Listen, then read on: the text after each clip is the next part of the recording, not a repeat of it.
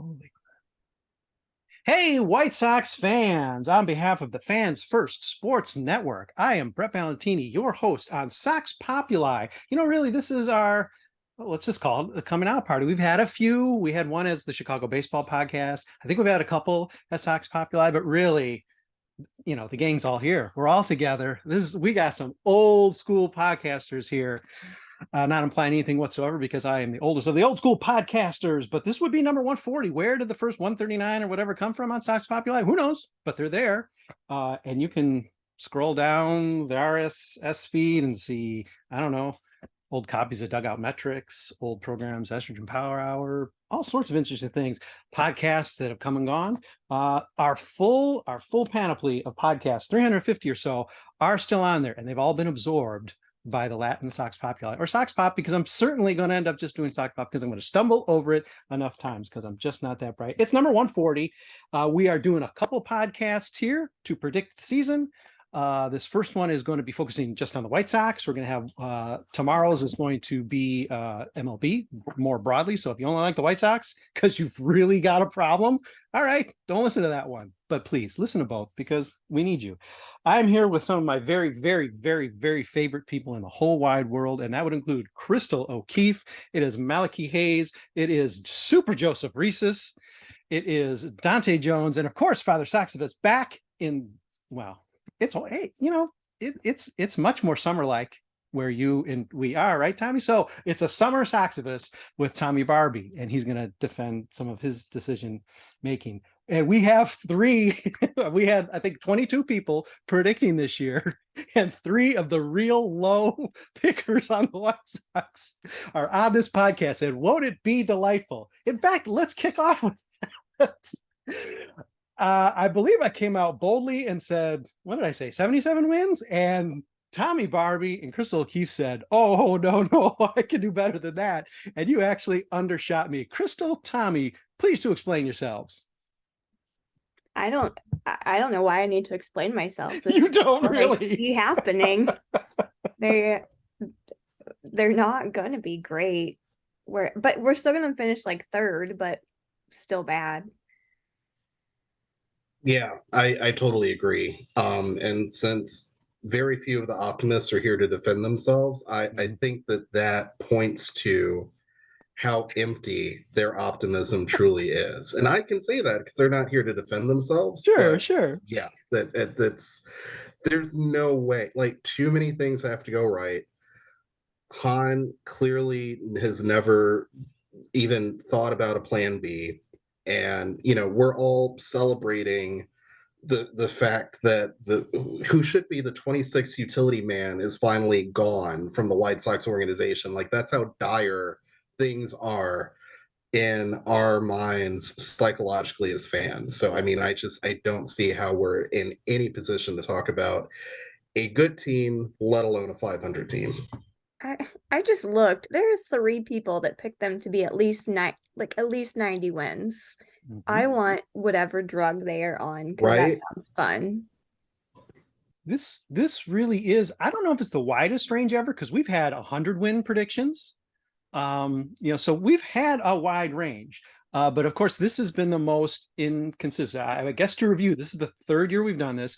First year, everybody was smart enough to pick the White Sox for the playoffs, except me. I think there were 15 pickers, and I was the only one not to pick them for playoffs. Although I wasn't the low person on wins, that of course is that honor goes to Tommy Barbee. But he was smart enough to say they're going to make the playoffs.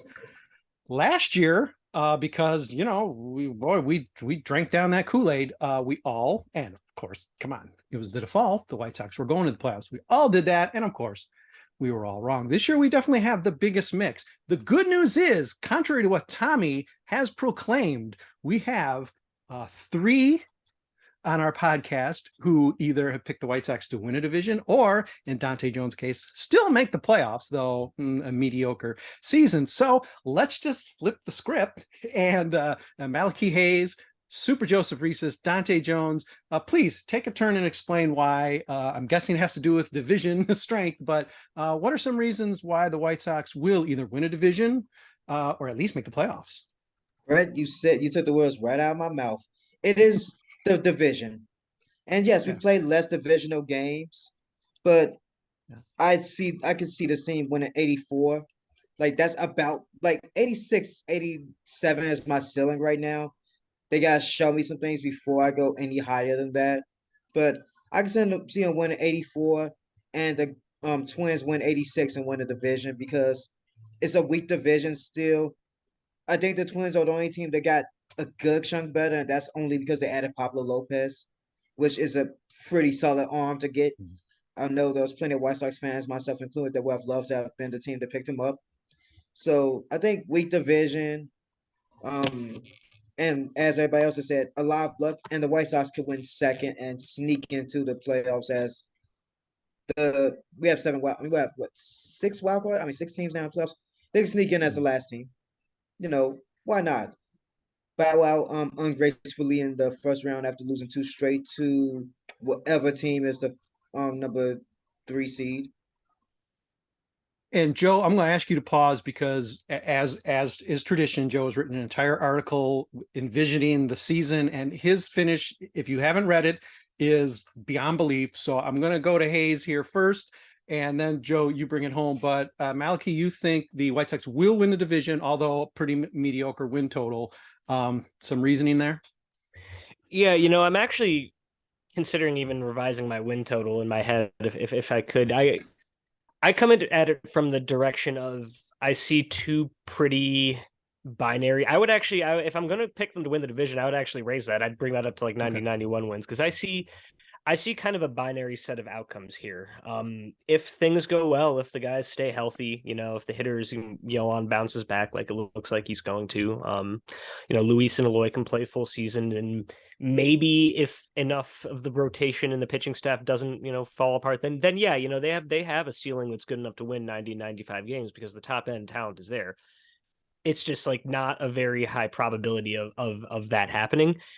That being said, there is the division factor. It is a balanced schedule. We play less divisional games, but so does Cleveland and Minnesota by that same virtue. Neither of those teams, like Dante said, has done a whole lot to get better. And I look at the depth charts on both of those teams, and I look at the White Sox depth chart, and I say, who has the better team here? I really am, I Cleveland by a hair probably, but top to bottom, I can't really strongly pick a winner here. So I thought to myself, you know what? I'll be a homer with it, so I can feel good if they actually, on the 20% chance they do come through with it. I don't think it's a super high probability, but the winner of this division isn't going to be an elite team. So who's to say which one it's going to be? For being honest, why not? I think I can speak on behalf of us 3 scoffers, and I do think you do have to factor a little bit in here, not to speak for Chrystal or Tommy, it's White Sox. Something's going to happen. It's White Sox. Yes, on paper,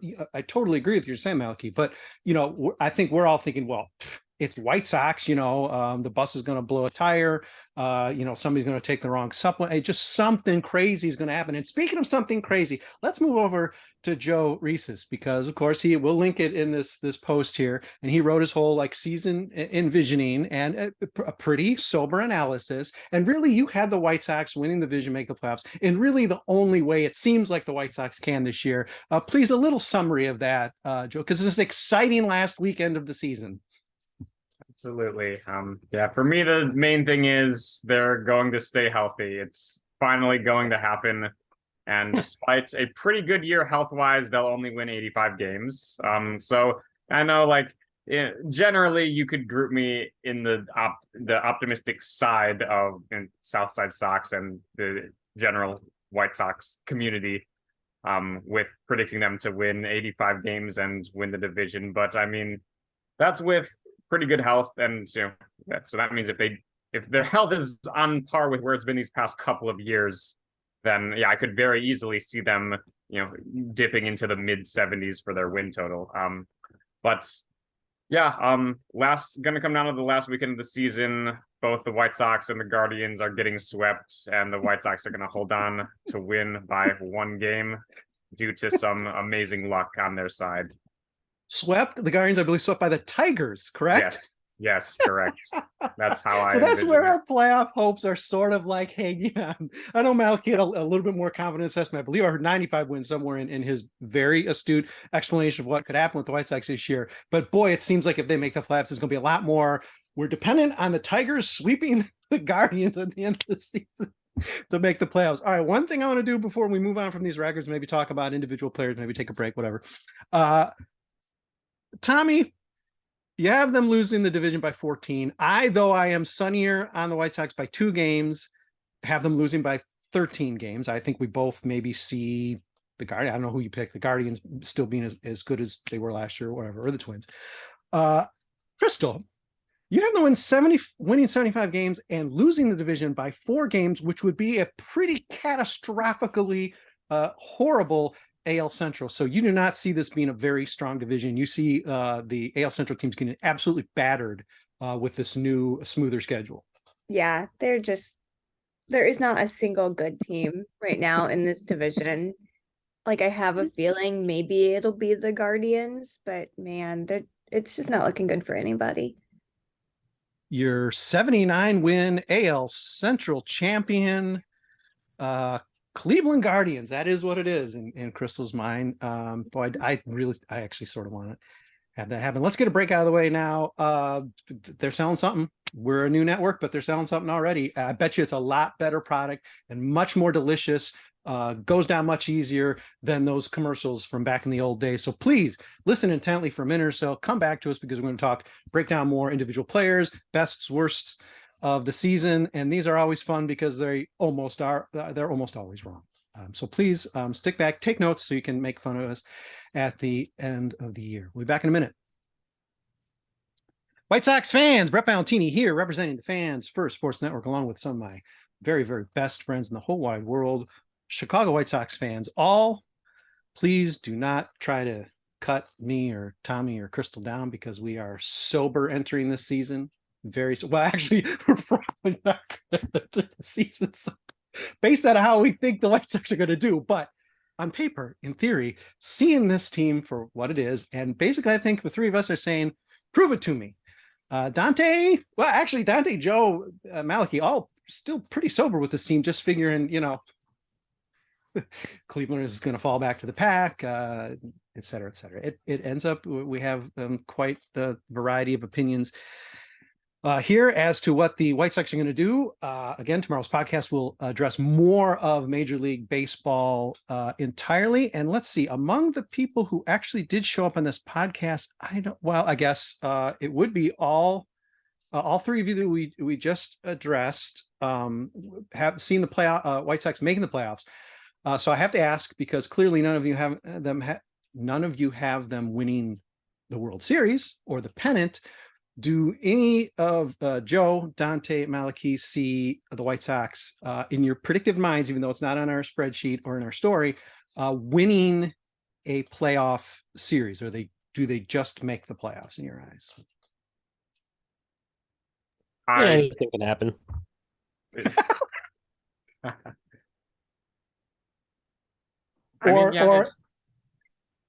Or as Yohan Moncada said today, feel good, not bad. That really is your pocket schedule slogan for the season. Just fans, feel good, not bad. Anything can happen. Who knows? It can happen for sure, but I don't think it is going to. I think, like Dante said, they're losing in the wild card round in 2 games. That's where I have them being eliminated. We do not have Jackie Chrystal and her good vibes or Tyrone Palmer with us, who picked Oscar Colas as the AL Rookie of the Year. So they're going to just have to defend themselves in the comments on site, or perhaps they'll sneak into the MLB podcast and I will force them to explain that choice. Although, hey, we have high hopes for Oscar Colas, who we now know has actually made the team and is likely the right fielder. Of course, White Sox have no business being in the awards discussion. That's a change from previous years. We've had Lucas Giolito as a Cy Young winner. Luis Robert, before he was a junior, might have even been an MVP candidate. I'm not sure if Joe was so bold in any year in the past. I had him finishing 3rd last year in all right. MVP voting. All right. Astra had him win an MVP, and those injuries. Ooh, I look stupid. Would have been better voting for Lloyd at that point. I like Joe's confidence. He just says this is going to be the year that the White Sox are going to be healthy. You don't, when you say something like that, you do not need to footnote that statement. We just gotta have to believe you on that one. It's a leap of faith. Player MVP, Tommy with Luis. I don't know who everybody picked here. Eloy Jimenez. People are picking a big homer season. I know Joe had him with a big homer season. Yo-Yo's Crystal's pick. I picked Luis. How do we see this team shaping up? First of all, let's jump off of what Joe said. Malachi, I want to ask you because you seem maybe the most excited, relatively so, about this White Sox team among this group. Is there a chance this team is a healthier team this year? Are we just destined to always be banged up, average, or worse than average? Because the truth is, as Lee Allen said in his predictive piece, the White Sox actually weren't that much more injured than the average MLB team last year. So even though we think, oh my God, well, that's the reason. So I know you don't have a meathead take on that, Malachi, but is there any scenario you see them just being healthier and we get 140 games out of Luis or Yohan? Yeah, I mean, I can't speak to the conditioning of the players or what their regimen is. I mean, players are pretty fine-tuned these days. They're I mean, part of the reason why it feels like it hits them so hard is because it's been a top-heavy team the last couple of years. So when those injuries do hit at the top of the roster with guys like, Luis Robert Jr. and Eloy, and even going back to Madrigal and Yasmani Grandal hasn't played a full season with the White Sox really to this point. And when you don't have a lot of depth behind those guys, and when you don't have a solid upper minor system and a solid series of, off seasons and free agent depth signings that can step up and kind of mitigate their absences a little bit, the reason why it feels like it hits so hard is because they really miss them when they're out of the lineup. It's not like someone steps in and it's like, okay, we're going to keep it afloat until Luis can get back in the lineup or until so-and-so gets back. Somebody gets hurt and it's instantly a black hole in the lineup. So will it get better? Maybe. I think history says that they're probably not the most progressive organization in the world when it comes to conditioning and when it comes to how they keep their players in shape. I mean, I don't think they're whatever the Dodgers or Astros are doing. I don't think it's happening on the south side of Chicago. So I'm not keeping my hopes up, but it could happen. These things, it's a lot of randomness involved. Yeah. And they still haven't hired Chrystal for stretching, yoga, probably mental health I'm starting to take it guidance. personally. You should be. I do yoga daily, and my major was psychology. Come on, guys. This is a natural. Well, they're the White Sox, so of course. Okay, I'm hopping to Malachi's stepped away. Dante, pressure on you. In terms of top pitcher for the White Sox, the other four of us were lazy or smart and said Dylan Cease. Lucas Giolito is the other pick. Dante, you are one who picked him. Now, tell me this: is it more regression on Cease's part, or is it Lucas Giolito saying, "Oh yeah, I want 9 figures, and I'm on my salary drive, and ain't gonna be in Chicago, but I'm on a salary drive. I'm back. I'm not 380 pounds, and I'm going to pitch like the pitcher you guys used to know." All right, so it is one of my favorite things in sports. It's time for contract season greatness. Yep. It's time for him to get that deal. He ain't getting it with us unless he's absolute buns. So, and even if he's absolute buns, I don't want him to get with us. But I think a slimmer Gio is going to do great. And, MVP doesn't always mean best. It means the most valuable. Okay. As in, I think Gio's going to be the guy that holds the rotation down the best. Like, I think Cease is going to be better overall. But I think that Gio is going to just end up being able to keep it all together this year, be consistent. I think he's going to have a real good year. Dylan's gonna be with the high strikeout totals and like all that stuff. He's gonna be in the Cy Young talks probably. But Gio is gonna be that guy right next to him that's just like keeping the engine moving. Also, don't forget we have America's ace on our team, so things can happen. We could have a good. I think the rotation besides redacted will be good.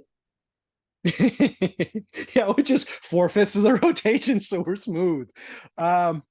Malachi, I just had Dante explain what his thinking was with picking Lucas Giolito as most valuable pitcher for the team. You are another, at least the only other on this podcast who avoided the Cease pick. Is that a matter of Cease regressing, Lucas salary driving, or being the pitcher that we once thought he was?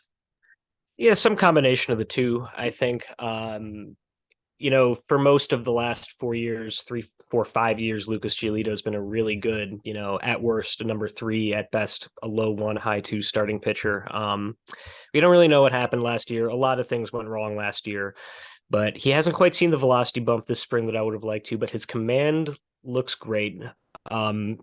He's not throwing 89, 90, 91 like he was at the end of last season. He can live with a 93-mile-an-hour fastball. And if he's putting that changeup in spots where it's not going to get hammered over the plate, when he's successfully locating the slider under the hands of lefties and on the outside corner to righties, like he's been in his most recent spring training outings, he was an average pitcher at the end of last year with terrible stuff, with 2018 level stuff. He couldn't command anything. He was totally gassed, and he was still grinding out 5, 6 innings, giving up 2, 3 runs, which is not what we had come to expect from him, but given the stuff he was working with, I was actually a little bit impressed. I think if he gets a little bit of that back, if he gets a little bit of the juice back and is putting the ball where he wants to, like he was back in 20 and parts of 2021, then yeah, I see a guy who's, probably going to grind out quality starts, give you 180 innings at maybe, a mid-low 3s ERA. And I think that's going to, on a team that doesn't really have the top end pitching that we thought it did a couple of years ago, it's going to be a boon. Let's take something that's not on the spreadsheet. I think we've discussed this before, or we've done this quick roundtable before. The 5 of you, any chance Lucas Giolito, great Lucas MVP, or Buns, as Dante put it, Giolito, and not the good kind, re-signing with the White Sox? Anyone think there is even, let's say, 10% chance Lucas is back with the White Sox after this year? Even 10%, yes. Okay. If he's bad, they probably bring him back. That's my prediction. That's so White Soxy. He's not wrong. It's true. I've been watching this team for like decades. He is not wrong at all. Yeah, no. I don't think it's likely that he's back with the White Sox in 2024, but there absolutely is a way that it happens. They're not handing out 9 figures for him, though. I can't believe we're all just sitting up straight having this podcast when Leori Garcia got DFA'd, or he's not with the team, and the White Sox are prepared now to pay him $11 million to sit at home. That alone, I almost was not able. I just got my voice back. I could not believe something like that happened. So yeah, Joe, you're right. It could happen. All right, Oscar Colas is definitely the consensus. A top rookie for the Sox. Worst player on the White Sox. There is a little bit of disagreement. It seems to be between dear beloved Romy Gonzalez and dear beloved be careful infielders, Adam Hazley. Anybody want to talk about why one's going to be necessarily worse than the other? One, I continue to forget that Adam Hazley exists. So that's just, that's one thing. He's still the most generic baseball player that's ever existed. Even by White Sox standards, it's impressive. For Romy Gonzalez, I know Griffel says they don't need a utility guy. He has not experienced a White Sox season. They will need a utility guy, and it's going to be Romy, because he says yes to everything. He plays all the positions. He's going to be out of position most of the season, and I think he's just going to be out of his depth for that reason. It has nothing to do with him, talent or anything like that. I just think that they are asking him to be the new Lurie Garcia. Yeah, and I was just going to say with Larry gone, yeah, that's literally true because the new emergency catcher is Romy Gonzalez, ladies and gentlemen. Yeah. Any reason? Yeah, again, Romy versus Hazley. I picked Billy Hamilton. You can yell at me, but I don't know why I did because I've been pumping up Billy Hamilton stealing 200 bases this year. So I may have to change that because I'm not really making sense. I must have made that pick really late at night. Romy versus the guy that is the most generic player in the history of the major leagues. Yeah, I picked Adam, and I'm trying to remember the term. My daughter has been going around. It's like the character that you make in the sim, or you don't even make the character. They're just automatically in the Sims. I think it's like in, He's a creative player. Yes, yeah, he it's is. like in PC or something. He's just, Adam yeah, Hazley he's is one of like those year guys. 30 of the Yeah, baseball simulator where it's just yeah, like everything's set to 40. And it's like, I have no idea if this is like a real person and what they do, but they just exist. yeah. That's Adam Hazley. He's just there. Yep. And I think he will just be there, and he's going to be one of those players where I'm like, oh, yeah, that's right. He is on this team for some reason. Barbee, I'm coming I- right back to you and putting the pressure on you. You did not. I mean, we're not going to talk about him, but you made a different choice for worst pitcher than Yes. many of the rest of us did, and I definitely can understand why. And I understand that most of us are picking who we pick for all-encompassing Very reasons that valid may not reasons.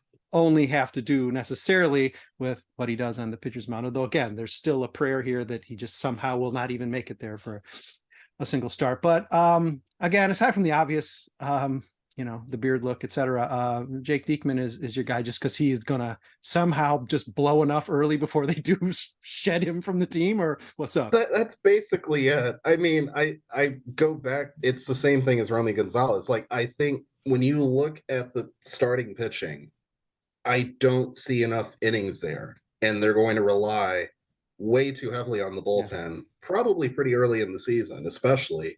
And guys like Diekman are really going to not perform well in those situations and either run themselves off the team or just kind of become that guy that kind of just gets thrown in blowout games because they can't handle anything else. Yeah. Were there any surprises? I mean, we're I guess we're in a bonus time now, and if I miss something, please yell at me and let's make sure to talk about it. But surprises from how this roster. I mean, I alluded to Leori, but I mean, shocks from how this is wrangled out is Grifol, as I think Tommy put it, just too wide-eyed into this White Sox season. He just has no idea what's waiting for him. Just yeah. wait until he finds out that first week, He Yeah. does not know what's coming. One, the only thing I have to say to counter Tommy's argument is simply that the guy that we bring in for low leverage innings is named Jose Ruiz. Like that's his job. Not anymore.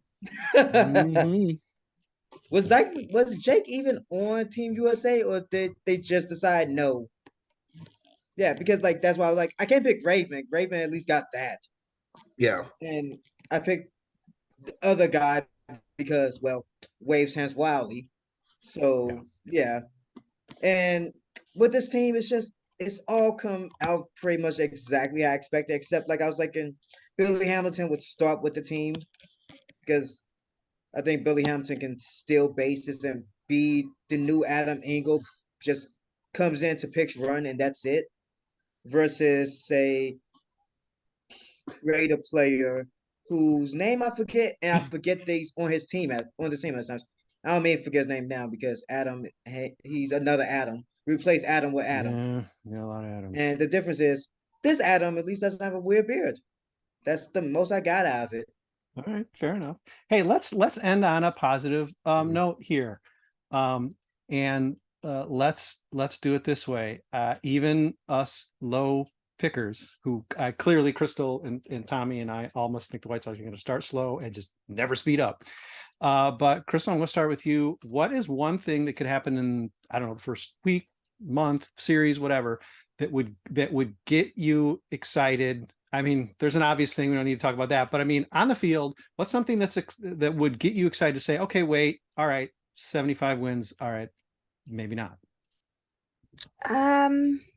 it's kind of a toss up between either just seeing really great pitching, especially from Lucas Giolito and Michael Kopech. Like if they both look really good, I will feel confident. Yeah. And if Eloy finally says, okay, I'll DH, like I would feel good about that.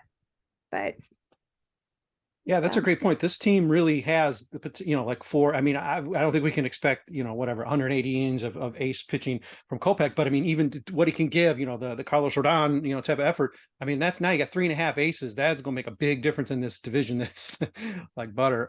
Malachi, just, I mean, I think you're already maybe anticipating it, but what's the one thing that might make you say, okay, I'm feeling pretty good about coming on this podcast and talking up the Sox a little bit? Yeah, so the thing that I would really, really love to see is one of either Eloy or Luis Robert Jr. taking that next step and really putting it all together and turning into the kind of hitting their ceiling and turning into the kind of hitter that can really straight up carry a team for a week or two at a time. I think at times in the past that's kind of been an issue where they have a bunch of guys who are kind of on different wavelengths. They're hot and cold at different times. Nobody has really caught fire in the way that, say, think of Javier Baez for the Cubs back in 2018. We haven't really had one of those stretches from those guys, and they absolutely have the capability of doing it. And especially with the big Jose Abreu sized hole in the lineup, those are the two hitters with the highest offensive ceiling on the team. They have their flaws, but I think with the lack of depth and especially with the questionable pitching, to really be successful, something that I would really love to see and need to see is those guys really turning into superstar hitters. They need to hit the ceilings. Now is the time for that to happen if we're going to call this a success. All right. Speed round getting squeezed. Joe, real quick, what's something that's really going to jump out to you? I think the biggest single player who would make a big difference for me would be Oscar Colas. I think there's a big difference between where I have him valued for this upcoming season and where his ceiling could be. Like I have him as roughly a 1 WAR player, but I could the main thing for me is his ability to get on base. Like if his on base percentage is anything higher than 330, odds are his rookie season will be a massive success. And I could see myself having a lot of fun watching him play. Mm-hmm. Dante, again, real quick, but what's something that's going to get you more excited than you are right now? If they can somehow win the series against the Astros, which it ain't happening. Sure, but that would do it for you, is what you're saying. But yeah, that would do it. Right. If they can win the series against the Astros, but Jose gets to hit 16 home runs against the White Sox, thumbs the up. Frank Thomas treatment. Yeah. I want Jose to always hit a home run every single time he sees a current or former White Sox. Sorry, Sox. Okay, Tommy, what's low wins picker? What's going to get you excited?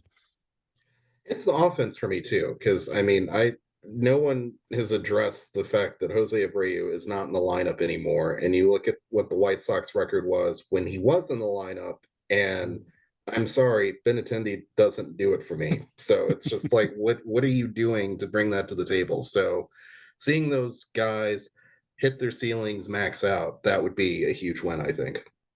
But Andrew Vaughn is moving to first base, and that's going to completely offset it. No, I mean, hopefully that automatic, would be a big help. But yeah, automatic. I'll throw one out. Yasmani Grandal. I mean, he's obviously talking very confidently. If he can become, let's say, a 2.8 WAR player and have a little power versus like a -3.8 or whatever he was last year. I mean, that's a big swing, and this catcher, that's important. I mean, we in Sevy we trust, but come on, that would be a big swing for me. But whatever.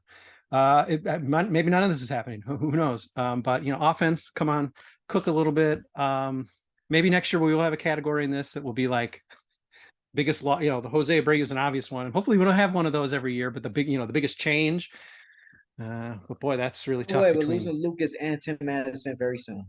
Oh, okay. Hey, stay tuned for Sox Populi podcast number 535 a year from now that will make you cry even harder than this podcast made you. But thank you through the tears for sticking with us. Again, tomorrow we'll have our MLB podcast where we're going to, I don't know, discuss the rest of baseball, especially for those of you who don't really want to hear more about the Sox. Why you're at Southside Sox, I don't know, and why you listen to Sox Populi, but hey, welcome. And we always love to have you. A lot of actually big news coming in that podcast as well, so stay tuned for that. And hey, we enjoyed having you. Thanks to the 5 of you. And hey, maybe I'll see you, I don't know, in like 24 hours. All right, thanks everybody. We'll be back way sooner than you're ready for us.